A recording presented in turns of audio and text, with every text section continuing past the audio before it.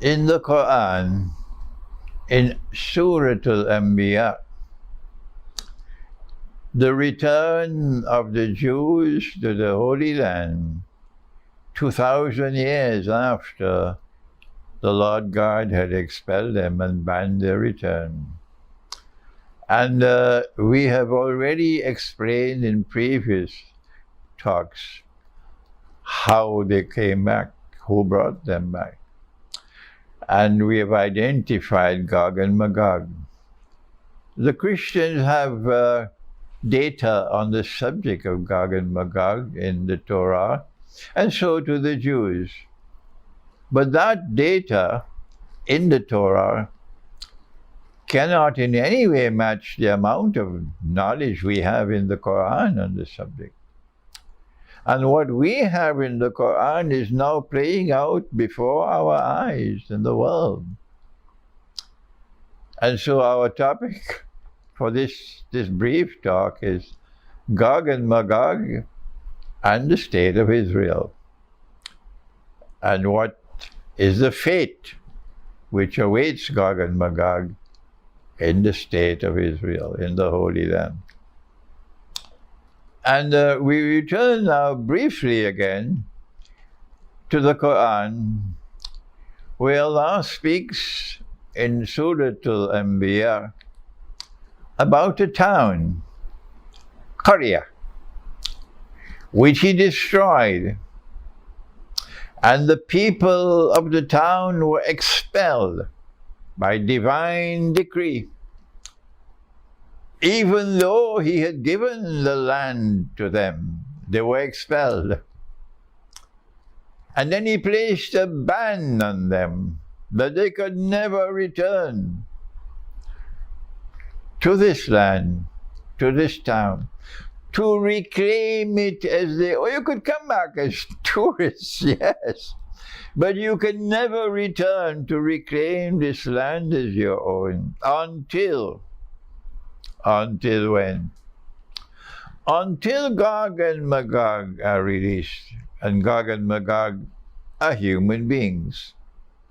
Yes, Gog and Magog are human beings because they commit fasad. The cow and the sheep and the mountains and the birds, they don't commit fasad. What is fasad? Fasad is that which corrupts to the extent they can destroy. And Allah has reserved the greatest punishment of all for fasad. And so, Gog and Magog are human beings, but Allah has blessed them, or rather Allah has bestowed upon them power. But they are different from Zulkarnain.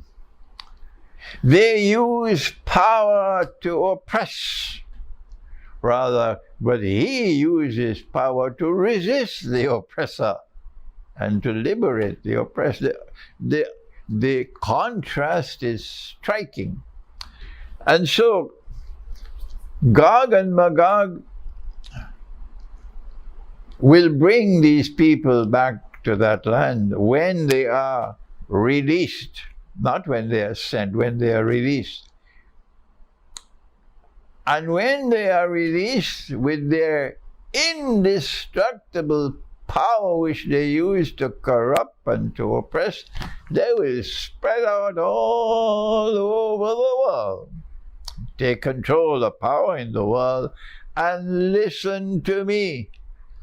If you have the capacity to think, and mashallah, particularly the young ones, they are so bright and they can think.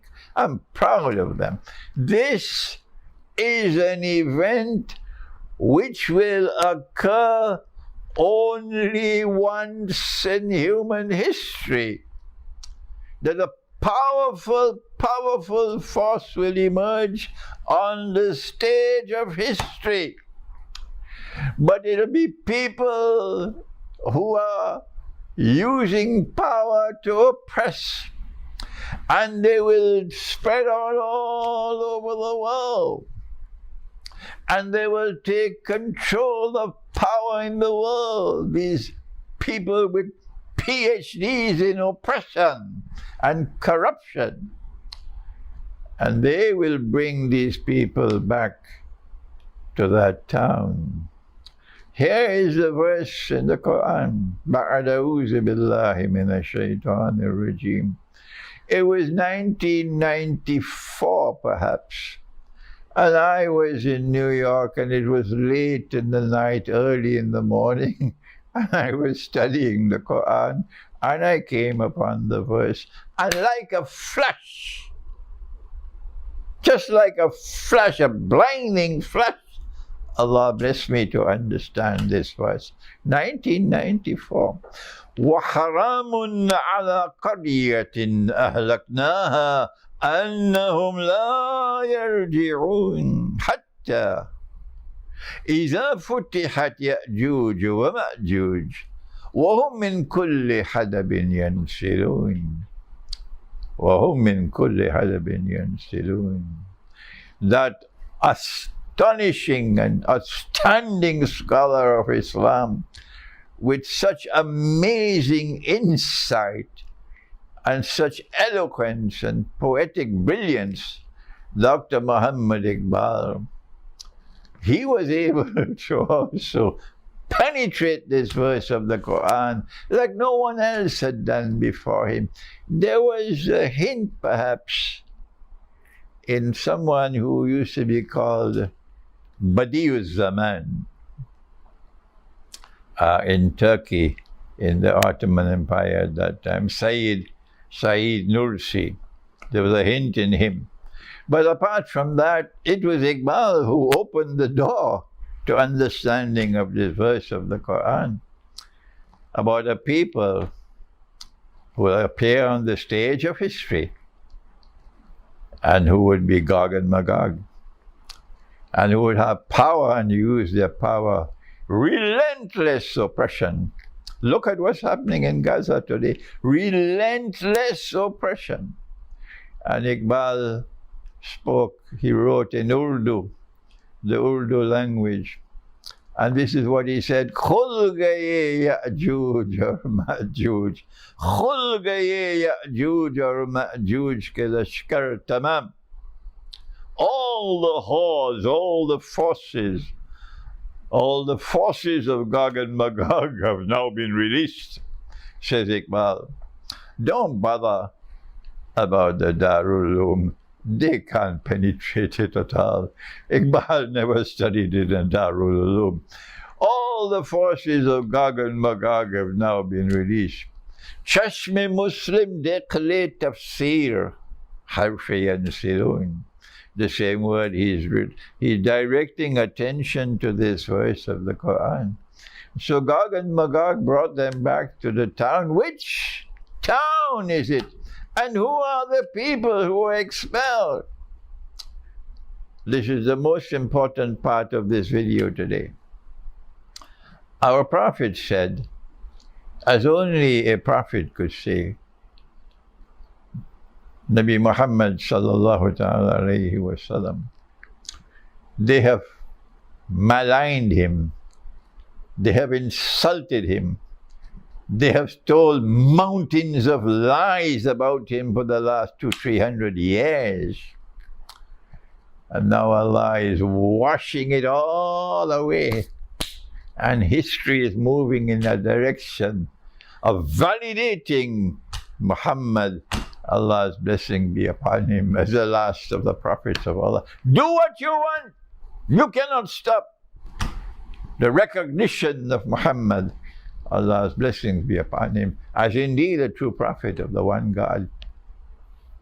You rejected the Messiah. Yes, you said what you said about his mother, and you rejected Muhammad as well. Allah's blessing be upon him. You're going to pay a price for that rejection. And so he said about Gog and Magog,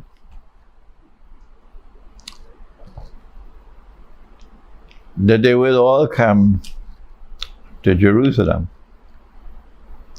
And they will come to Jerusalem. Of course, he did not use the name Jerusalem, You wouldn't find Jerusalem in the Quran. You wouldn't find Jerusalem in the Hadith. Not at all. The name is Baytul Maqdis. The Arabs call Jerusalem Al-Quds. They don't call it Jerusalem. So that's your name. It's not our name. He said that they will come to Baytul Maqdis, Gog and Magog, in order to attack the true Messiah, Jesus, when he returns. And the Messiah will pray to the Lord God. And then the Lord God will respond and destroy Gog and Magog in Jerusalem. There's more to the subject, how they will be destroyed. But I'm not going to tell you. I want to whet your appetite for knowledge. Go and study. And you can read my books and so on. And so now back to our subject. If Gog and Magog are going to be destroyed in Jerusalem, then this is the only town connected with Gog and Magog. This is the town that is pivotally linked with Gog and Magog. And so when Allah spoke in the Quran about a Qaryah, or a town linked with Gog and Magog, we say, of course, forgive me, but I'm fed up. The Darul Uloom will never say it. The people who are shutting the doors of the masjid on me all over, they'll never say it. The town that Allah spoke about in Surah Al-Anbiya of the Quran is Jerusalem. And Iqbal recognized it. And so did my own teacher of blessed memory, Maulana Dr. Muhammad Fadlur Rahman Ansari, and so did I on that night in 1974 in New York. Like a flash, I recognized that this town is Jerusalem. And so therefore, it is I'm going to speak clearly now, I'm going to speak slowly now, because I want you to think, to penetrate events which are now unfolding in that land. The Americans have sent their aircraft carriers and the destroyers. The Americans have sent the Patriot missiles, anti-missile system, and placed them in all the American bases in and around Israel. The British are sending their weapons and the men, and the French are doing, the Germans are doing it. They're all moving towards the Holy Land. Something is happening. And you must be able to connect the dots that come from the Quran. Something is happening. Of course, Russia has responded that this is a threat to us. So Russia has just effected a massive rehearsal of all their nuclear capacity, a drill to send a message. That's what Russia has done. But that's not our subject. Our subject is the NATO is returning to the region. And I am expecting that it's not going to be weapons alone. It's not going to be the destroyers and aircraft carriers alone. They have an expression, they call it boots on the ground. It's not my expression, it's theirs. So I am expecting that they're going to have to send their troops, send the armed forces, send the Navy into the region. And my insight is once you go in, you will never get out. Once you go in, Allah is sucking you in, and you don't know it. You are being sucked in because your destiny is to be destroyed there. That is why Gog and Magog, who brought the Jews back to the Holy Land, to reclaim it as their own. 2,000 years after the Lord God expelled them, Gog and Magog, those who control power in modern Western civilization are Gog and Magog. But we have a pathetic scholarship, schoolboy scholarship,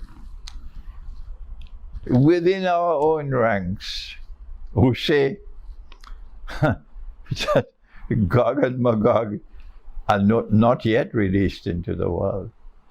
No. Nothing that's happening in the world today is in any way connected with Gog and Magog. Gog and Magog will only be released into the world after the Messiah has been sent. These are people who are asleep. I can't wake them up. So let's leave them alone and move forward. And so this video is meant to invite you to think. An explanation of events unfolding in the Holy Land, which will culminate with the destruction of Gog and Magog. At the time when Gog and Magog are going to be destroyed, the Messiah, their Messiah, Dajjal, has already been killed. And so Israel, at that time, you'll be totally defenseless, and you will then meet the fate that is now awaiting you. Thank you. Wassalamu alaikum wa rahmatullahi wa barakatuh.